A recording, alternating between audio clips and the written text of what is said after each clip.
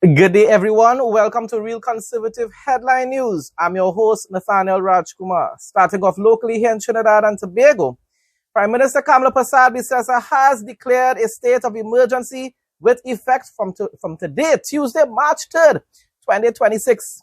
As of midnight tonight, like Emperor Rowley, boy. My response, Madam Prime Minister, please focus on reforming the incompetent and corrupt Trinidad and Tobago Police Service, TTPS, instead of imposing an SOE every time crime begins to escalate. I hope and pray that this PNM strategy isn't implemented throughout your entire term in office. Madam Prime Minister, you're doing so much of good, putting aside the increase in fines and fees and so forth. Standing with America, standing with Western civilization, values, and democracy. There's a lot to admire about you, but you're making some errors as well. And I hope you will change. I hope you will change and resolve or rectify those issues. Don't go anywhere. More local, regional, and international news up next. Member of Parliament for Labre, Clyde Elder, says his constituency and constituents have been leading innovation that has changed this country for decades. He was speaking at the Caribbean Gas Company Limited Labre Innovation Challenge Awards ceremony. The MP said the program is a growth accelerator for innovative entrepreneurs in the area, which at times is not given credit for its success. Of course, he is 100% correct. It proves that innovation does not belong only to big cities or large institutions. It belongs here, in Labre, and the dreams of ordinary people who dare to think differently. This is why this government has acted decisively. Through the creation of the Ministry of Public Administration and Artificial Intelligence, we are leading the transformation of the public service into a modern digital institution. The Tobago House of Assembly is moving forward in achieving what they are terming a Tobago referendum. I like what Farley is doing there. Put the idea out to the people of Tobago and let them decide exactly what type of reform, constitutional reform they want and autonomy they want in Tobago. Bringing a motion to the Assembly on Friday, Assembly member Trevor James stressed it is time for Tobago to gain true autonomy. I fully support it. He noted that 2 representatives in the House of Representatives is insufficient representation for the whole island of Tobago. I agree, yes, Tobago is smaller than us, but we are a twin island state. We need to give Tobago a whole lot more respect and power and authority. As such, he said the Tobago referendum will be achieved through a 3-track process. This includes political mandate, statutory authority, and constitutional interface.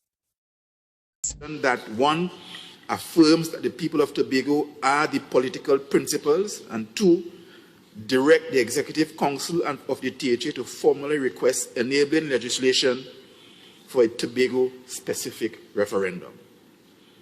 This will establish democratic legitimacy before any legal steps. 2, we will request enabling legislation, and we want to propose the name the Tobago Consultative Referendum Act, where the THA will formally petition the Parliament of Trinidad and Tobago through the Cabinet to enact ordinary legislation, maybe through an amendment of the THA Act. Mr. James noted that currently Tobago has no legal consultative democratic process to ensure the voice of Tobago is being adhered to. Hence, the motion is critical. As the motion is contemplating, the Secretary of Legal Affairs shall convene a drafting committee comprising representatives of the Tobago House of Assembly, constitutional and international law experts, civic society, faith groups, business and youth representatives. This mandate will be to draft the Tobago Consultative Referendum Bill to ensure that it is consistent with the Constitution, that it is consistent with international self-determination norms, that it is consistent with CARICOM and the CARICOM democratic practices. The Parliament will be asked to enact the referendum framework. So this will allow the THA to trigger the referendum, It will require the EBC to administer it, and it will mandate the results to be formally transmitted to the Cabinet, to the Parliament, and to the President.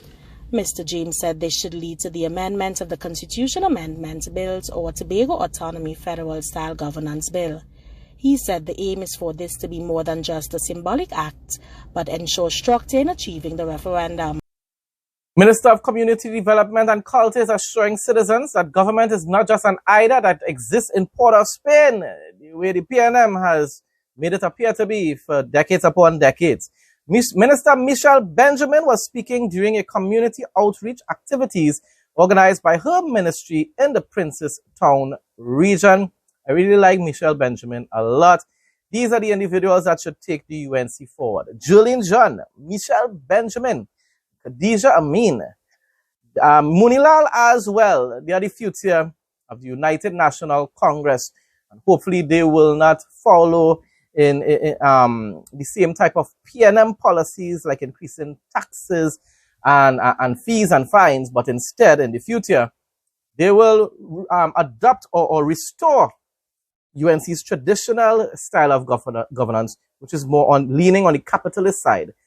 Less regulations, lower taxes. Regional news up next. I stand firmly committed to one simple but powerful principle. Government must go to the people. And that is what we are here to do today. For far too long, many citizens have felt that accessing essential services meant traveling long distances, standing in long lines, filling out complicated forms, or navigating systems that seem distant from their daily realities. She notes that the reality is that people should never feel far from the government. Minister Benjamin said bringing services directly into communities is a sign of respect and care. We demonstrate care. We demonstrate that the government belongs to everyone, not just to those who can easily access Port of Spain. Because sometimes persons in rural communities like mine feel that government, it's only in Port of Spain. Government belongs in spaces and in communities like ours. Services belong to the people of Tableland as much as it belongs to the people of Port of Spain. Executive Director of NIS in St. Vincent and the Grenadines, Stuart Haynes, stated that the institution is now in a stronger position following the 12th actuarial review. However, he emphasized that continuous reform remains necessary to ensure long-term sustainability. If NIS fails, there will be thousands, in our books about 10,000 persons, who will be moved from safety to poverty. Families will also bear heavier burdens. Economies will weaken DGFP, and public confidence will erode. But currently, our NIS is strong. Retirees, Sister Duggan, live with dignity. Because book it and show you receive your pension and Brother Robinson every fortnight, on time and in full. Also, the workers have security, because any contingency that results in loss of income, your income is partially replaced, Brother Robinson. You're laughing. And the country benefit from stability. During COVID-19, our members were acutely affected. And we partner with government to step in to ease that burden by introducing. In an effort to revolutionize the healthcare system, the government of Guyana, Irfan Ali administration, the PPP Civic Political Party, is moving to establish a national ambulance authority aimed at strengthening and centralizing emergency medical response services across the entire country. And this is what I love about Irfan Ali. He seeks to serve the population, the entire population, not just those that support him. The initiative, first outlined during the 2026 budget debate, will see the coordination of ambulance fleets improved response times, enhanced training, and the deployment of modern technology to ensure world-class emergency care nationwide. President Ali said emergency reform is part of a wider digital transformation of the healthcare system. The goal moving forward, he added, is to break the barrier of distance in healthcare, create a nationwide system that provides the same level of service in the hinterland as it does along the coast of Guyana. United Nations Under-Secretary General Alexander De Croo is to visit Jamaica on a mission to, among other things, tour Hurricane Melissa impacted communities and engage in crisis resilience and hurricane recovery talks with government and private sector partners. The mission will run from March 5th to the 6th. The crew, who is also administrator of the United Nations Development Program, is expected to meet with Prime Minister Andrew Holness and members of the cabinet. In a statement on Monday, the UNDP said the crew, a former Prime Minister and Minister of Finance of Belgium, will also headline the Thought Leaders Dialogue on Private Sector and Sustainable Finance Partnerships for Resilient Recovery with a number of CEOs and finance sector leaders. He will also participate in a panel discussion with representatives from academia, civil society, and youth on small island developing states and the future of development. The agency said the visit reaffirms UNDP's solidarity with Jamaica's Hurricane Melissa recovery agenda and provides an opportunity to secure first-hand assessments of the impact by engaging with community members and partners in the ongoing cooperation. It's all well and good to give advice. What you need to do is provide financial assistance as well. And we're talking about millions of dollars in assistance in order to assist in the recovery process in Jamaica. I keep saying this over and over again. Billions of dollars is spent in humanitarian aid in Gaza. But in here in the Caribbean, they either lend you money or just give you advice. Education in Barbados is set to receive almost $290 million in the government's budget to drive the government's education reform agenda, including plans to modernize schools for digital and physical learning, strengthening teaching, and raise student achievement. Minister Chad Blackman on Monday stated. That is wonderful news. And as I said before, even though I have issues with Prime Minister Mia Mottley due to her close alliance with the globalist leaders of the world, little by little, I will see how good she is at actually governing the nation. And maybe, just maybe, that's the reason why she continues to win overwhelmingly in Barbados. A nearly 6-month-long arbitration between the government and the Grand Bahama Port Authority, leading to what Prime Minister Philip Davis described as a partial decision. Since last September, the two sides have been locked in arbitration over what the government claims is $357 million in unpaid fees. Wow, that's a lot of money, huh? The Davis administration has been at odds with the GBPA for several years now, accusing the private regulator of failing to meet its obligations under the Hawke's-Bill Creek Agreement to maintain free port infrastructure and drive economic growth. Well, I mean to say, if you own that kind of money, you have to pay up, people. You have to pay.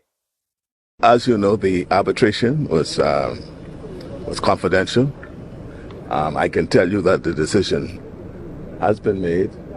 A partial decision has been made, but I can't say any more than that. The relationship between the two sides strained back in 2023 when Davis criticized GBPA in Parliament, accusing the port of failing to meet its obligation. Port officials quickly pushed back, putting the responsibility for entities including the Grand Lucayan Resort, the International Airport, and healthcare facilities squarely at government's feet. Fast forward to April 2024. The conflict escalated when government gave GBPA 30 days to pay or face arbitration. GBPA denied owing anything. By May 2024, Davis told attendees at the island's chamber dinner that he had had enough of what he said were perceived as scare tactics. I asked the Prime Minister his message to Grand Bahamians who may also feel the port is not meeting its obligations. As I said, I don't want to get into it because I may stray into revealing the content of the arbitration judgment. And so I will just hold my tongue for now, and I'm smiling.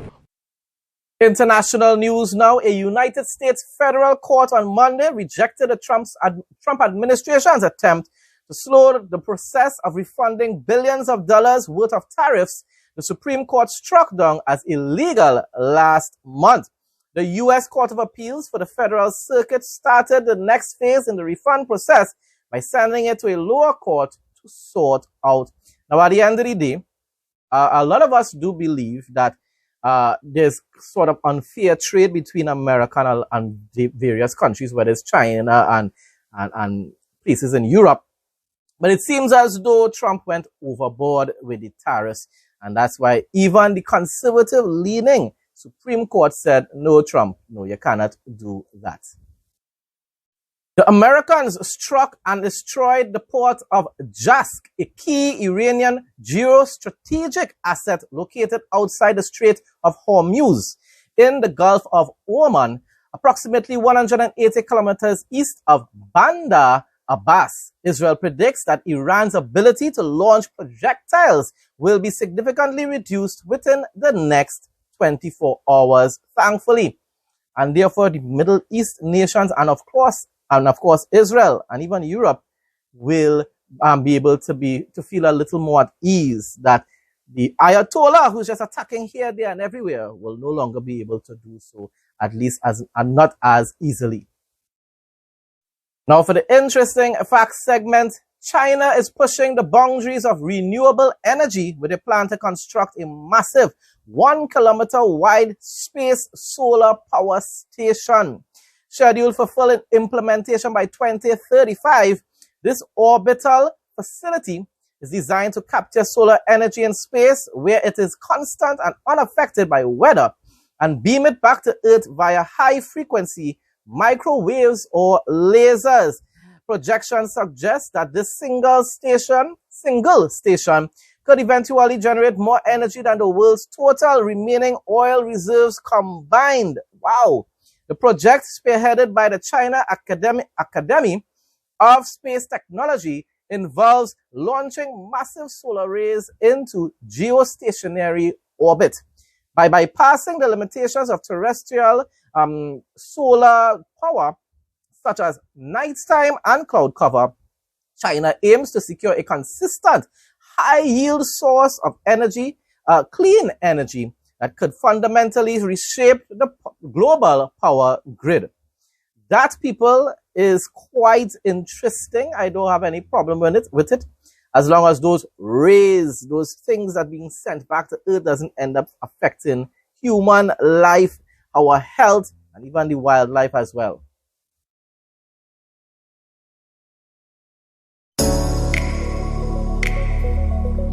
Welcome to Real Conservative Headline News Travel Segment.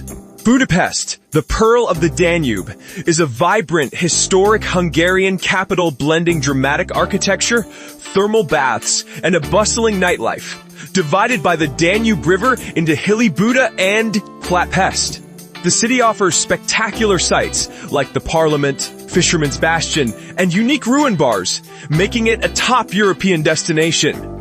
Explore the neo-Gothic Hungarian Parliament building, Buda Castle on Castle Hill, and the panoramic views from Fisherman's Bastion. Relax in world-renowned historic spas, including the vast Szorcsonyi thermal bath and the Art Nouveau Gola baths.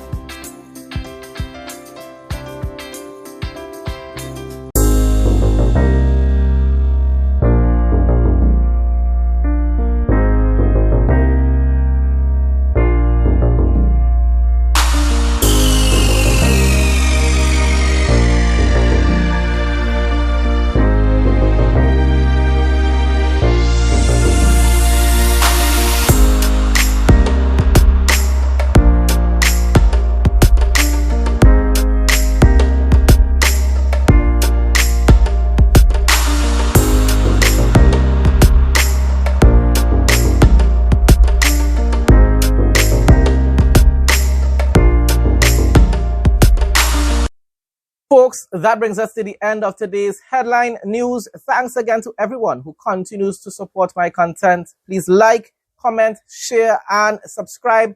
Stay blessed and stay safe most of all. In Jesus' name.